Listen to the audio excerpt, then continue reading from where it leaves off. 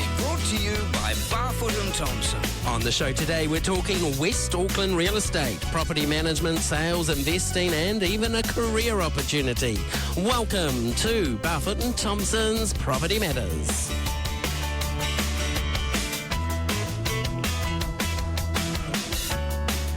Welcome along to another Monday. Kids back at school today, so you might be sitting in traffic listening to me. Sorry about that, but you know, better places you can be than listening to me.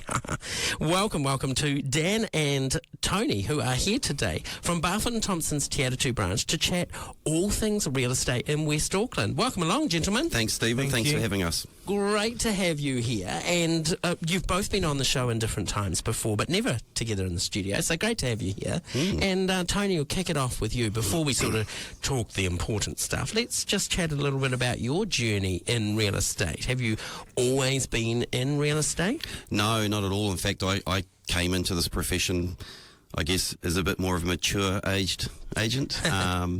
So I was in my mid-40s when I transitioned into real estate. I think, and I could be wrong, but I haven't come across another ex-firefighter that's moved into the real estate profession. So I did 20... a challenge for our listeners.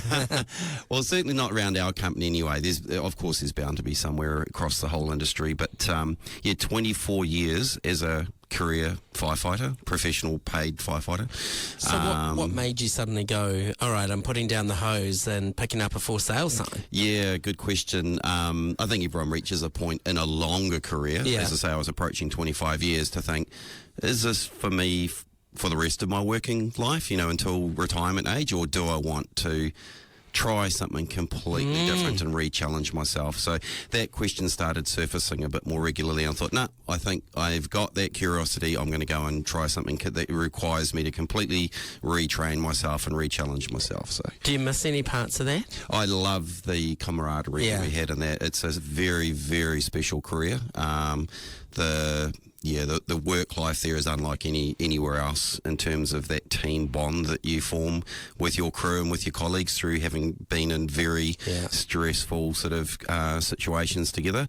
And then when you're back on station, you are almost like a family away from your family. So it's a very unique work environment, and I do miss that for sure. Yeah. Do you go into properties now and immediately look at smoke alarms first? When everyone else is checking out the rest of the house, you're like, smoke alarm needed there? Well, it is one of the things I would notice. Look, I found over the years just been able to give really good advice. I created a website for myself and used to put blog posts up there to, sort of help educate people. And one of my obvious areas of expertise was around fire safety in the home. So that was a really cool added value thing I was able to provide to my clients. And I also think people felt confident working with me. I don't know, there's an inherent trust, I think, because of that whole reputation of the trustworthiness of, people working in the emergency services. And I was very lucky to bring that with me into my new career, because let's be honest, real estate agents are probably, am I allowed to say one step above used car salesmen? Sorry, all you used car salesmen out there, not meaning to be rude, but, there isn't a natural, I think, trust that's organic with real estate. So that brought a lot of, that helped me a lot when I was starting out, for sure. So you left the fire department, went into sales. When does managing a branch kick in? So sold, worked in the sales side of the business for 8.5 years, and approximately a year and a half ago. So I've just had my 10-year anniversary with the company, just in February, March. And so for the past 18 months, I've been the branch manager at the Atatu branch in Atatu Peninsula. And what's that sort of learning curve been like? Oh, huge.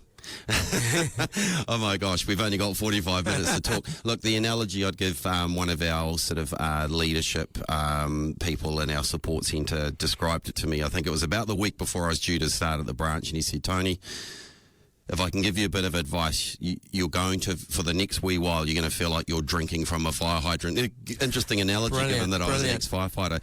He said there is so much that's going to come at you. You can only swallow so much water. The rest of it's just going to wash over you and drown you. Can't turn the tap off. Yeah, so that was pretty prophetic, to be honest. Been a massive learning and development pathway for me.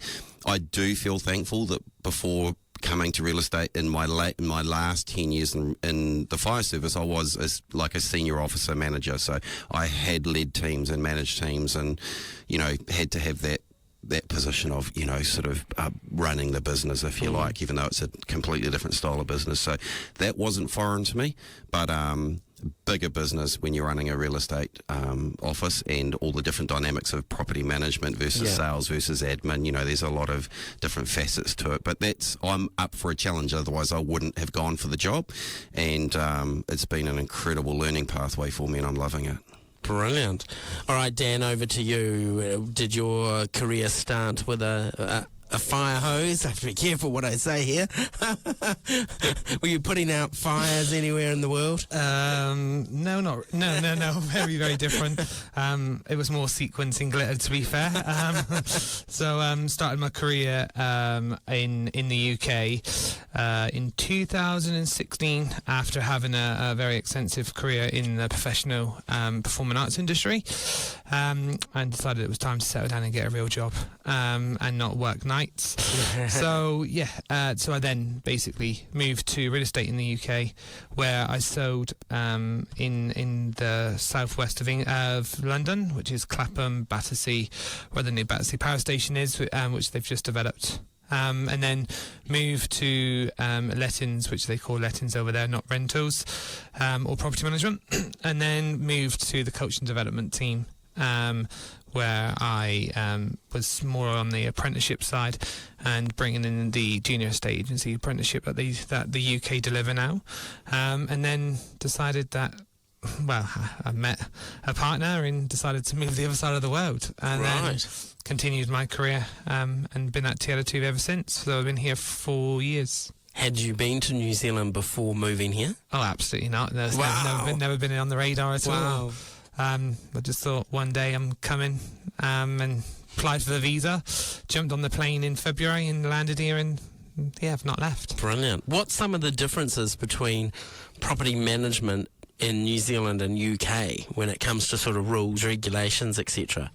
Definitely the legislation in terms of vacating tenants and landlords getting out of tenancies, certainly very, very different. Harder here or harder there?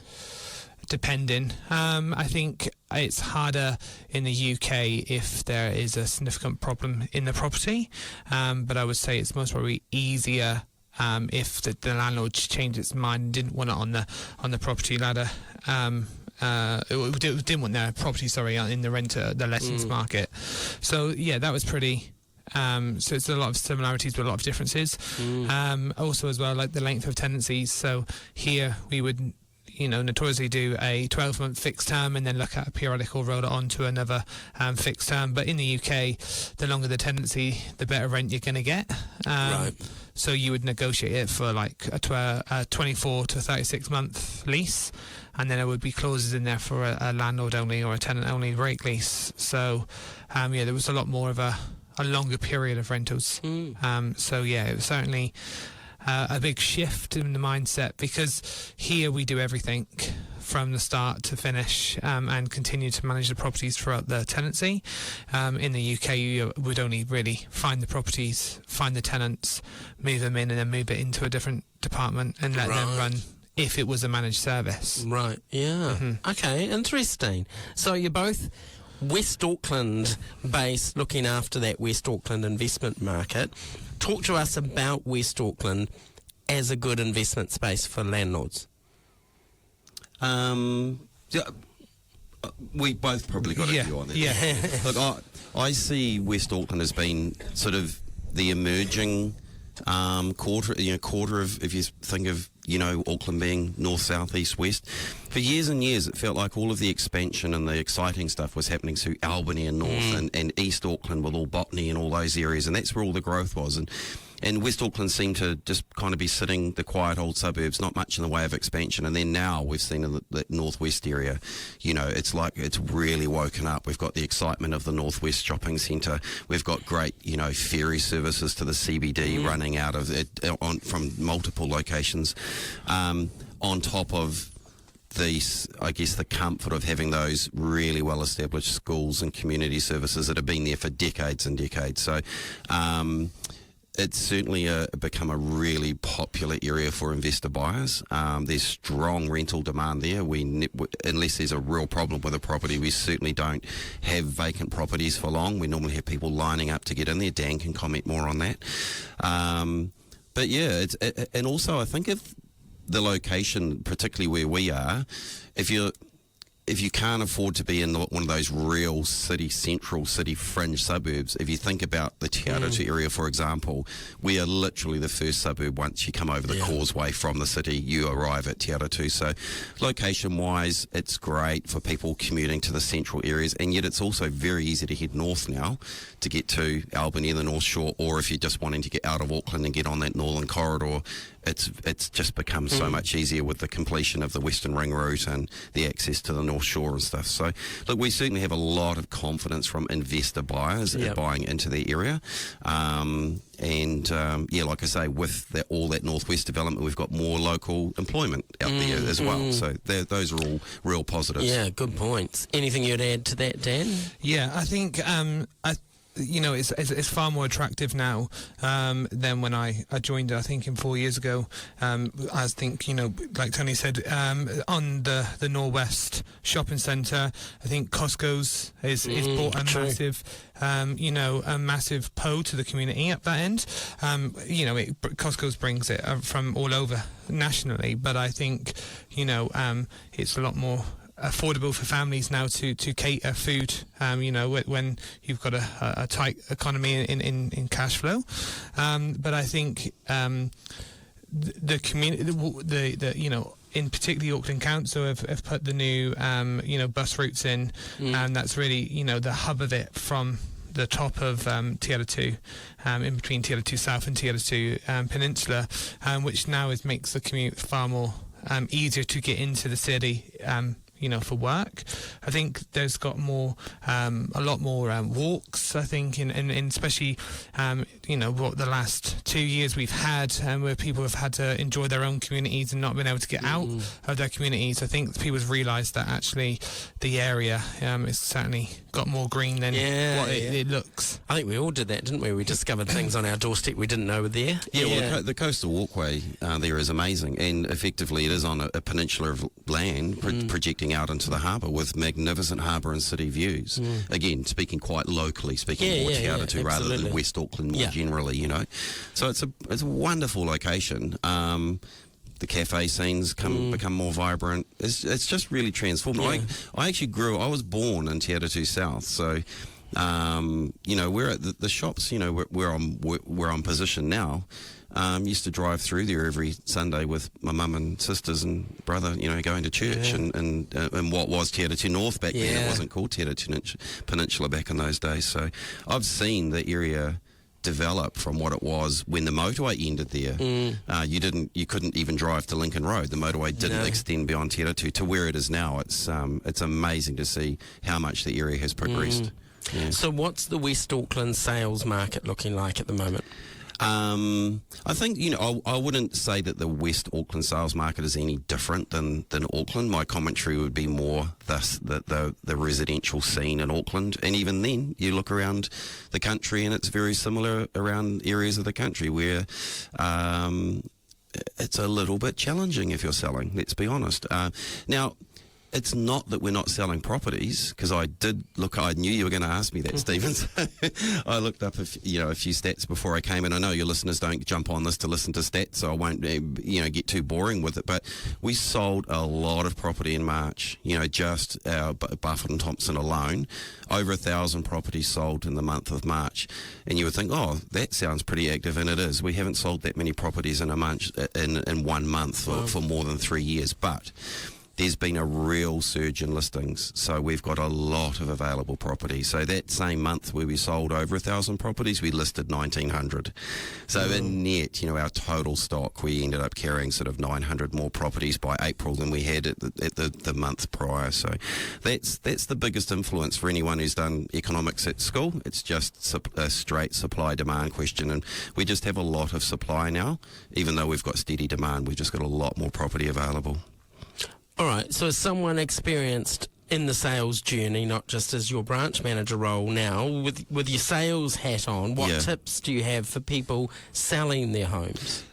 Look, nothing changes in terms of the importance of property preparation and investing in good marketing, and making sure you're engaged with an excellent agent, because that's relevant regardless of the state of the market.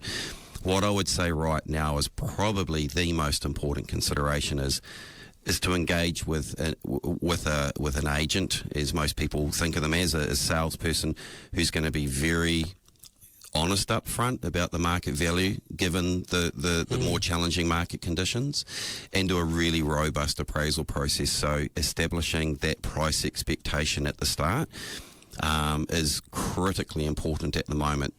It's a very price sensitive market because buyers are so aware they've got a lot of choice. You only have to be 5% off in your sort of selling expectation, and you'll notice that all the other houses are selling and not your one. So if I could give one bit of advice, it'd be really establishing a realistic expectation at the outset, so you're meeting the market where people are ready to buy your home.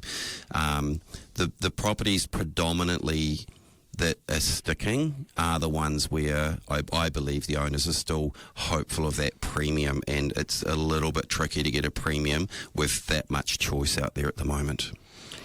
If someone came into your branch looking to sell, do you try and sort of listen and then match the best agent to suit sort of their suburb, their area? 100%. Yeah. Look, because that match-up obviously sounds quite important. Yeah, look, I'll often be the first recipient of a call or an email from someone saying, hey, we're considering selling, rather than just passing that email or that phone call on to anyone.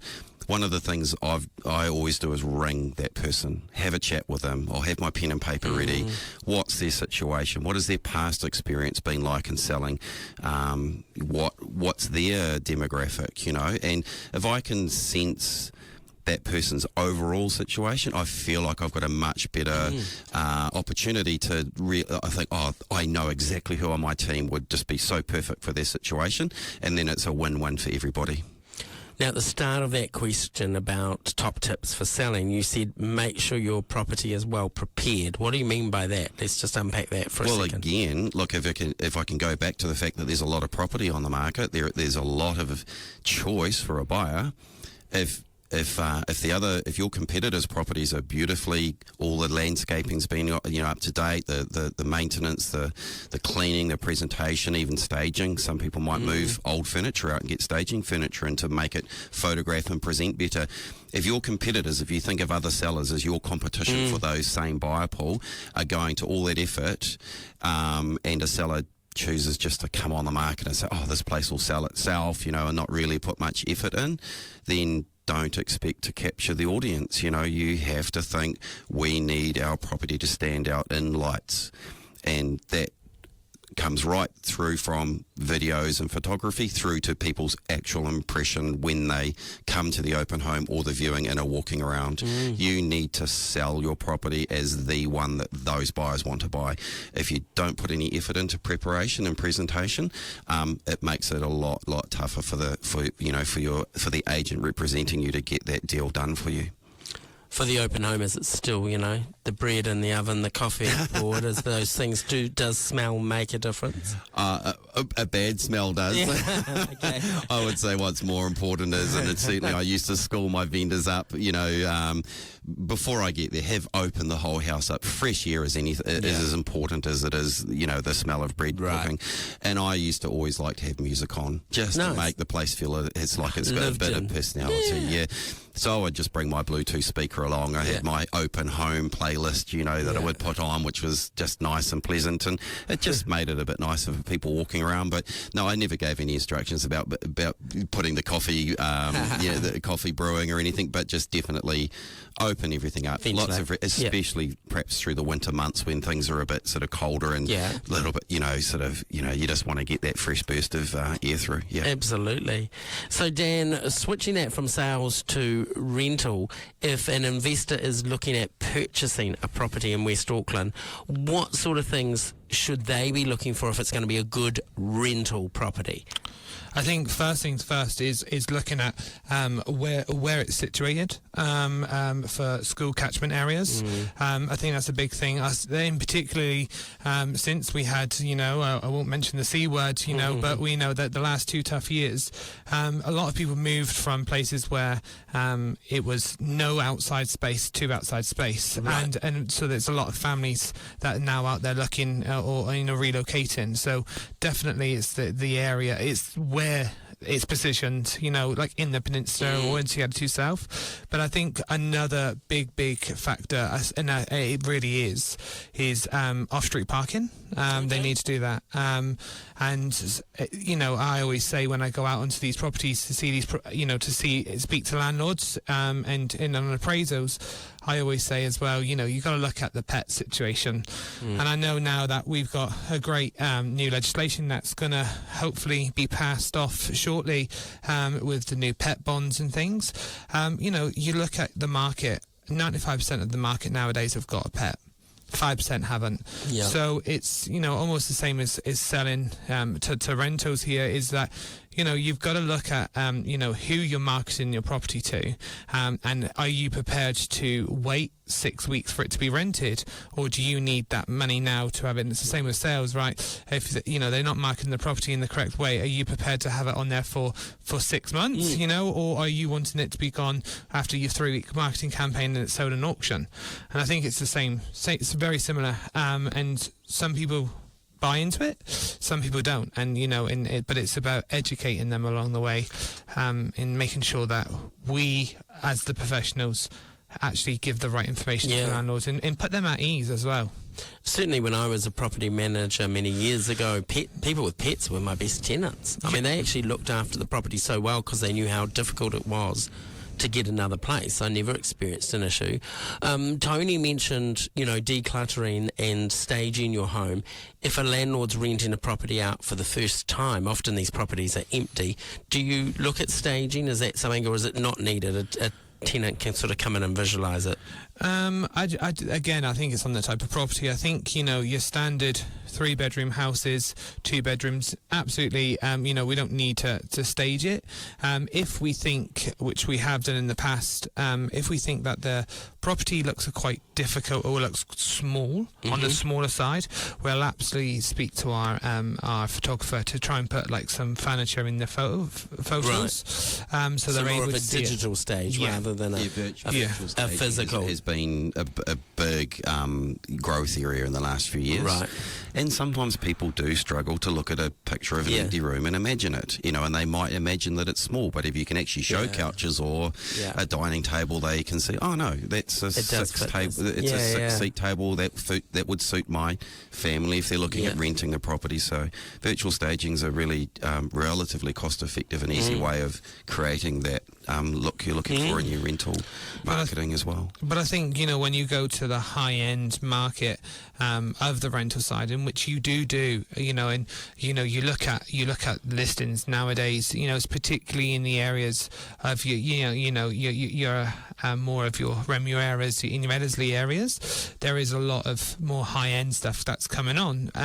So that's obviously going to attract a certain clientele or a certain tenant that goes in there, and it's 9 out of 10 it could be an overseas coming over for a very short time to do a bit of a consultation period with one of the big CBD companies. So that recommendation for that, it would be to stage your property.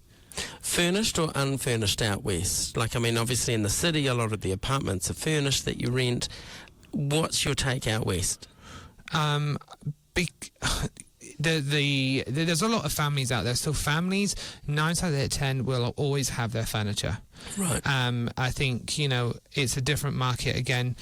In the CBD, although you're saying that there's a lot furnished, we've just had one that's just gone, but it was quite slow because of the furnished. Right, so it could be a limitation. Yeah, and I think for me as a property manager, I would always recommend to have it unfurnished because people want their own stuff, I know for myself, I would sleep in my own bed, but not necessarily on another. But going back to the UK and where my career was, that every single property was furnished. Right. It was very rare that you had a unfurnished property, and it would always have a bed, it would have a couch, it would have a coffee table, and you would bring all your electronics into the property, and you used to negotiate. So you could negotiate. I remember one of my big deals that I did before I left was he wanted a faux kitchen repaint, wanted a new kitchen fitted, and it was just, the list went on. And I think it was about £15,000 worth of renovations, but he took the property for 4 years. Right. So the landlords pay for it. Yeah, so over here, we don't really have that. We have those new legislations where tenants can make it their home. Yeah. With written permission. It's still pretty new. Yeah. So it's quite interesting. Interesting. Yeah. If you flick your hat now to a tenant's perspective, so rather than the investor or the landlord, although this will help them, what advice do you give a tenant who's rocking on up to a viewing? There's loads of other people there. They get their 5-10 minute quick walk through a house and then have to decide, is this where we want to spend the next few years? What should they be looking for? If it was me as a tenant, and I know certainly that, if I would go out looking to look for a rental, first of all, we have legislation in place to make these houses in New Zealand safe, warm, and for them to comfortably live. And I think, if you're going to a property that's maybe not managed by a property manager, the things you got to look at is like making sure that it's insulated properly, making sure you haven't got no gaps in the windows, and those are your quick things. And you say not managed by a property manager because if managed by a property management company, a core part of their role is making sure everything's compliant before they will tenant the property. So there's a safety check instantly there. Yeah, and I think that's what you need to look at. You need to make sure if those things, because if they are, you're going to have a good tenancy. You're going to feel at home, you're going to feel warm, and I think that's the key thing. I think, but if as a tenant coming to view a property, you just got to remember, like, you're almost going to a job interview, because it's just the way that it goes, really. Yes, we look at all references and everything like that, but you are going to technically a job interview, because you could have feeling's going to be winning immediately. Yeah, absolutely, because the market is competitive. For tenants, some months is stronger than others. We used to have a bit of a real estate calendar, shall we say. We know what months we're going to be really busy and not. No, it's not like that anymore. It's changed. It really has changed. I prepared my team for a heavy February and March like we usually do, but actually it was no different to our November months. So, I think it's just making sure that you're prepared, fully prepared. Applications is a key. So talk me through that. We're filling out our application. How as a tenant can I help make it be a successful application? Yeah, look, tenants come into a property and you're applying, you want this property. We are bound by Privacy Acts, and we know that we've got to there's little clauses and tick boxes in particularly our applications, especially online. Make sure that those boxes are ticked. Make sure that you've included all the information that you need, that we're asking for. It's not because we're being nosy. It's not because we want to share it with anyone. It's because we want to make sure that we've got the best person for that property. So that will delay, because someone else who you could have 5 great tenants. Everyone can have the tenants, and we want to put them up to the landlord as quick as we can. But if you've not got a completed application, we can't take it any further, so we've got to send it back to them. Then they got to get it prepared even more, and then you could have, by then the property would have gone. So it's a case of making sure everything's in place, making sure you're prepared before you before you're even going to view a property. No one can reference you, no one can look into your personal finances or anything like that until you've come to see the property. But I always recommend, especially when it's so tight, is to make sure you get it sorted first, get it there, and even just press the send button as soon as you leave that property, sit in the car, send, and then we've got it, because we will then process straight away. And the Privacy Commissioner brought in a whole lot of rules around what you can and can't ask first up, but a lot of it's optional. Would your advice be, if you can, fill it out in full to save an extra step? Yeah, absolutely. Because if you were successful with this property, or we had a good feel when we were at the viewing, and we think that you were best suited to the property, we still need this information, regardless if it's straight away or halfway through the process. And we need to build a picture.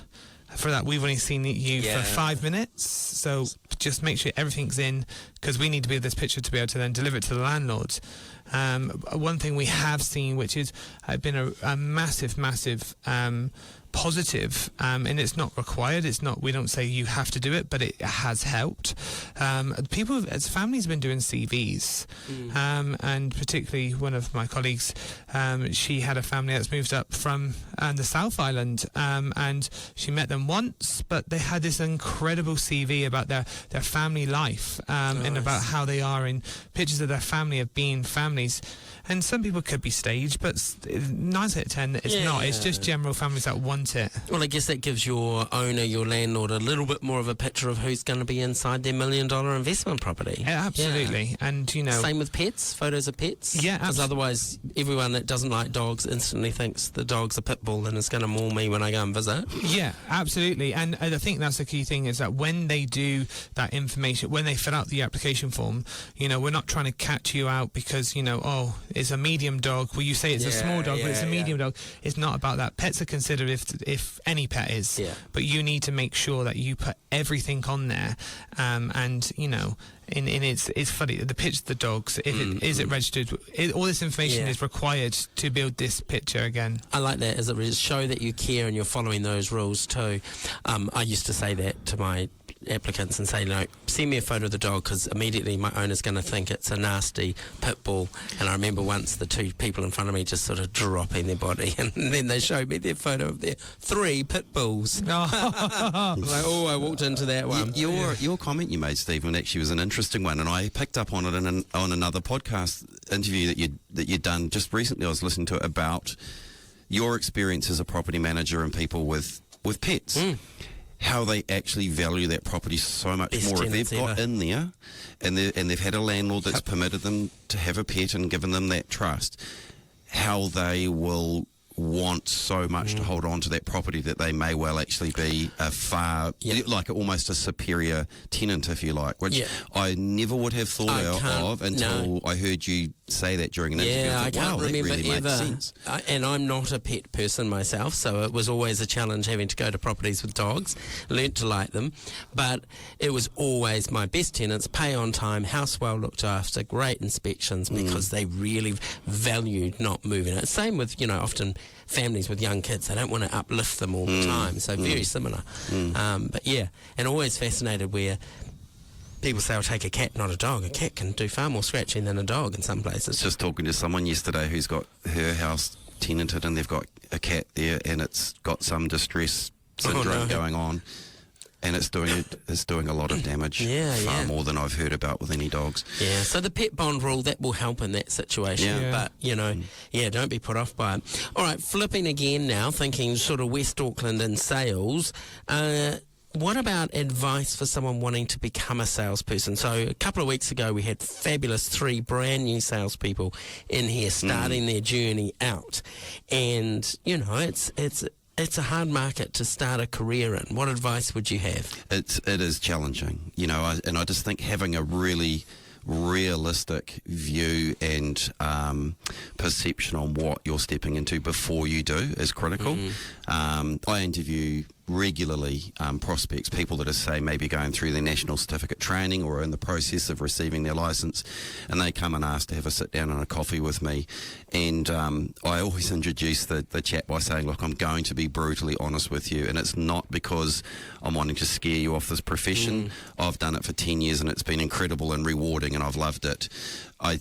The reality is, though, we have an extremely high attrition rate in this profession. So they reckon after 2 years, about 80% of people that come into real estate sales are no longer in real estate sales. Right. It's a very, very high attrition rate. My personal belief is that a lot of that is around that young professionals are just not prepared for the challenge that's in front of them. So if I could give a little bit of advice, it would be... one, be financially prepared. Now, there might be many listeners out there that don't realise real estate salespeople do not get paid unless they're selling something. There's generally no salaries, no retainers, so it's very much based on transactions, and that's the only time they get paid. So coming into it with a bit of a financial plan of how you're going to navigate through that first 12, 18, 24 months, that new career phase where regular income may or may not come. I think a lot of people come in just expecting that they're going to be that star, that it's going to be, they're just going to be instantly successful. Perhaps they see successful agents around the area and think, I can do that. That looks easy. All they do is put a nice suit on and smile sweetly at people in an open home and put a flag up and drive a flash car and make all this money. And it, from a romantic perspective, I think the perception from the outside can be quite different to the reality. So I would say just be financially prepared for a bit of a downturn, especially if you've been used coming out of a salary job and you're used to that regularity of fortnightly or monthly pays or whatever it might be. Another big thing I think is research your various options. There are, if you're holding a license and you're looking at starting a new career, you don't really want to be jumping from one real estate brand to another. You spend a bit of time establishing your brand presence with whoever that is. There are fundamental differences to the way different real estate agencies operate. And I know we're not here to plug Barfoot and Thompson, but we are fundamentally different to the way our competitors work in the franchise model. So having a really honest conversation with someone who knows what they're talking about in that space, I think is really important. I know for me starting out, that really open network that Barfoot and Thompson provides with no franchise boundaries was huge for me to be able to just let me do business where I wanted to and where the opportunities took me. And then I think the last thing is everyone has got a value set that they work to or that's important to them in their workplace. And I would say not every office is the same. Having discussions with a manager and asking they need to go out and get the vibe as well. You've got to, I think, come into an office, a branch environment where the culture, the work environment is in alignment with their values and what they're looking for out of a workplace. Otherwise they won't feel like they settle in there. So I know for me as the manager of a business that our culture, and I know Dan will attest to this because I go on about it all the time with the team, our culture is critical. I wouldn't want a high performing salesperson in my office but who doesn't fit our ethics, our culture, our team environment. I would rather not have them there and have the rest of the team feeling comfortable and happy and supported and all those sorts of things. Nice. Look, I've only got a couple of minutes left. Dan, tell me, if I'm an investor and I don't want an infomercial, I want honesty, why should I bring my investment property to you to manage? Look, I think the knowledge of our team is far greater than than what I've ever worked in. To be fair, I've got a great team behind me who is always supportive, and we know that not because I think it, because with the feedback that we receive through it. So I think for that, and with this current day of age of the legislation, with different changes constantly, we've had one of the biggest industries that's had so many legislation changes and had to adapt very quickly because they've been sprung on us overnight. So I think with the knowledge, and you need to feel safe. It's millions of dollars that you're putting into, and it's great. Invest in a property because your money's going to be there. It's going to be safe, but make sure that you've done your research onto it, because if you haven't got someone who's looking after your property without knowledge, you could actually be at a financial loss. Quick fire round, Tony. What do you love most about real estate? Definitely being part of a journey. No one wakes up one morning and thinks, I know what I'll do. I'll ring a real estate agent about selling my house. There's usually, or no, not usually, there's always something significant happening in someone's life when they make a decision to sell. Upsizing, downsizing, going to a retirement village, death, divorce, whatever it might be, relocating. You can be part of that journey and really help someone move from a place in their life to where they're needing to go to, and that's very rewarding. Dan, 3 tips for a landlord coming into winter. What should they do to look after their property? First thing is to make sure that your drainage system is sufficient for your property, especially with recent flooding.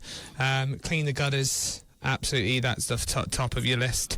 And make sure that if you've got trees or that it's going to heavily drop, make sure that they've been trimmed back before the weather kicks in. Brilliant. There's so many things I could ask these guys. I can tell there's a wealth of knowledge in the room. To find out more, head to barfoot.co.nz/Atatu and you will get all the details for Tony and Dan. Thanks so much for coming in on a Monday afternoon. I hope the drive Stephen. home isn't too bad. Thank you. Thanks, Stephen. Thanks for tuning in. Remember, you can listen to all our past episodes up on Spotify, Apple and Samsung podcasts. We're up on YouTube, iHeartRadio, and pretty much anywhere you like to listen to them. If you've got any questions, email us at propertymatters@barfoot.co.nz. Have a fabulous week. Drive safe. See you next week.